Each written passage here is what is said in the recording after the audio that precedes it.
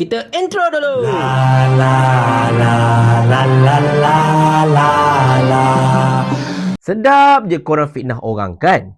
Fitnah menceroboh lah, nak mencuri lah, menyeruk dalam kereta lah, macam-macam lagi lah fitnah yang kau taburkan. Korang ni kalis api neraka ke apa?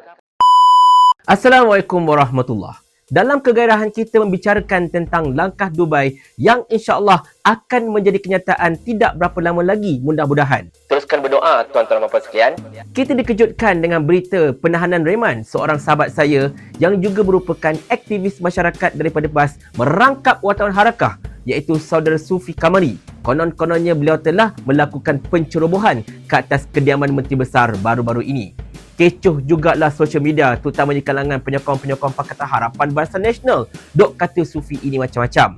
Kata Sufi ini panjat pagar lah, menceroboh rumah MB lah, nak mencuri lah, menyorok dalam kereta lah, enggan untuk bagi kerjasama ketika ditahan lah. Macam-macam lagi fitnah yang cuba ditaburkan. Sampai satu tahap, mereka boleh buat satu surat palsu. Kau jangan main-main. Konon-kononnya untuk mengesahkannya Sufi ini menceroboh ke apa-apa ke. Tapi yang kelakarnya surat ni tuan-tuan dan puan-puan sekalian, tengok tak sign daripada siapa? Ketua Penerangan Komunikasi Cyber. Itu jawatan yang sangat-sangat baru dalam PAS tu. Bila masa wujudnya JECOM dalam PAS? Kalau ada betul jawatan tu dalam PAS, aku pun nak apply masalahnya. Tetapi itulah dia tuan-tuan dan puan-puan sekalian. Benda ini memang meletup sejak 2 menjak ini dimainkan oleh anak-anak papa yang cuba untuk mencari satu bahan untuk menggembirakan hati mereka di saat mereka tengah bergundah gulana menantikan saat-saat akhir mereka menjadi kerajaan. Tetapi tuan-tuan dan puan-puan sekalian, betul ke apa yang telah disampaikan oleh anak-anak papa itu? Betul ke Sufi Kamari ini menceroboh?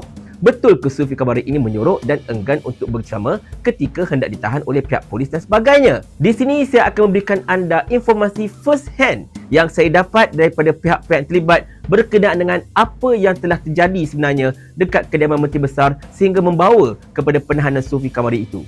Sebelum itu, sedikit backstory. Sufi Kamari memang dikenali dengan perjuangan aktivis masyarakatnya. Macam-macam tempat dekat Selangor ini beliau lawat dan juga beliau perjuangkan dan beliau bangkitkan masalah-masalah rakyat. Dan kalau anda masih ingat, dalam beberapa bulan lepas, Sufi Kamari, saya dan juga YB Viral pernah membuat liputan berkenaan dengan masalah yang dihadapi para penduduk Kampung Sungai Sirih, Selat Kelang, di mana perumahan mereka, perumahan teres tau, bukan rumah lot, bukan rumah kampung, tapi rumah teres, bakal diranduk dan dipecahkan untuk dijadikan sebagai jajaran ECRL. Di kerana tekanan yang diberikan oleh Sufi terhadap peristiwa ini, terhadap keadaan ini, situasi ini, menyebabkan pihak Menteri Besar telah memanggil semua pihak yang terlibat untuk bermesyuarat dan juga untuk bertukar-tukar pandangan. Dan antara pihak yang sepatutnya menyertai mesyuarat tersebut ialah seorang pengurusi bagi sebuah NGO. Saya tak nak sebut nama dia dekat sini. Anda tahu siapa anda. Tetapi last minute, pengurusi NGO tersebut tidak dapat datang kerana kekangan-kekangan tertentu. Lalu Sufi Kamari telah diambil untuk mengisi slot ataupun tempat pengurusi NGO tersebut. Jadi Sufi Kamari ini pun datang ke kediaman MB membawa bersama-sama seorang wartawan Harakah dan juga seorang jurugambar. Kiranya macam satu kontijen Harakah lah datang sekali sebab alang-alang dia pun merupakan wartawan Harakah kan. Jadi semuanya berjalan seperti biasa tuan-tuan dan puan-puan, seperti mana yang sepatutnya. Sufi Kamari dan juga para wartawan Harakah itu masuk ikut pintu depan, tanda tangan buku pelawat dan macam-macam lagi. Dah masuk mesyuarat, dah habis mesyuarat pun sebenarnya. Kiranya tak ada benda pun kau nak ikutkan. Tiba-tiba, selepas berakhir mesyuarat itu, seorang pegawai Kementerian MB tiba-tiba mempertikaikan kehadiran Sufi. Kau buat apa dekat sini? Sebab Sufi tidak ada sedaran jemputan dan sebagainya, yang ada nama pengurusi NGO tersebut. Jadi pegawai itu dah buat kecoh. Dan ketika kejadian, mereka cuba menghubungi pengurusi NGO tersebut untuk mendapatkan klarifikasi tetapi gagal. Bahkan, pengurusi NGO tersebut dikatakan gagal dihubungi sehinggalah ke saat saya buat video ini tuan-tuan dan puan-puan sekalian. Jadi bila pengurusi NGO tersebut gagal dihubungi untuk clarify betapa keadaan Sufi di situ adalah untuk menggantikan tempat beliau, maka Sufi tidak dapat membuktikan dia berada di situ memang atas jemputan untuk mesyuarat bersama-sama dengan MB. Padahal Sufi dah sign buku pelawat, masuk ikut pintu depan dan MB pun dah acknowledge dia memang ada kat situ. Tetapi for some reason, atas sebab teknikal, Sufi dianggap macam tidak patut berada kat situ. Lalu pihak polis pun dipanggil untuk menahan Sufi atas tuduhan konon-kononnya menceroboh kediaman MB ataupun lebih tepat lagi berada dekat kawasan larangan tanpa kebenaran. Padahal dia sign buku pelawat masalahnya. Tu yang pelik tu. Jadi Sufi dan wartawan-wartawan Harakah tersebut telah pun direman oleh pihak polis. Dan reman tersebut kalau tidak menjadi kesalahan saya, disambung untuk tempoh 2 hari lagi.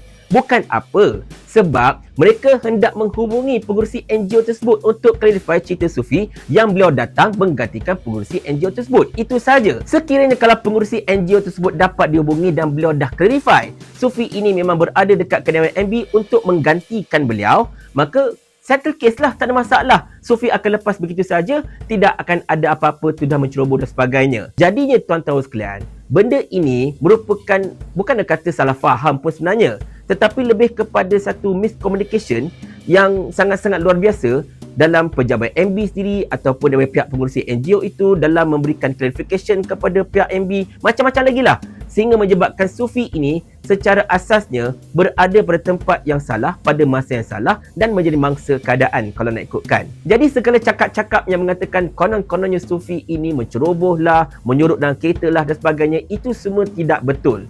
Bahkan Sufi dan juga rakan-rakan harakah itu memberikan kerjasama kepada pihak polis hinggalah ke hari ini, dan semua ni okey, tak masalah, all is well. Gelak-gelak, senyum-senyum, tak ada masalah, tidak ada kekasaran berlaku, polis tidak bertindak kasar, Sufi pun tidak melawan apa-apa. Segala cerita yang terpamer dekat social media oleh anak-anak papa ini boleh saya katakan tidak betul belaka, tuan-tuan sekalian. Ditokok tambah macam saya katakan pada awal tadi, untuk menggembirakan hati mereka yang tengah berduka lara berikutan langkah Dubai yang hampir pasti menjadi kenyataan tidak lama lagi. Jadi saya ingin menyeru kepada anda semua, terutamanya anak-anak papa yang galak menyebarkan benda yang tak betul berkenaan dengan Sufi Kamari ini, tolonglah berhenti. Ingat, CCTV pejabat MB ada. Bahkan CCTV yang paling besar dekat dunia ini pun ada, iaitu CCTV Allah SWT.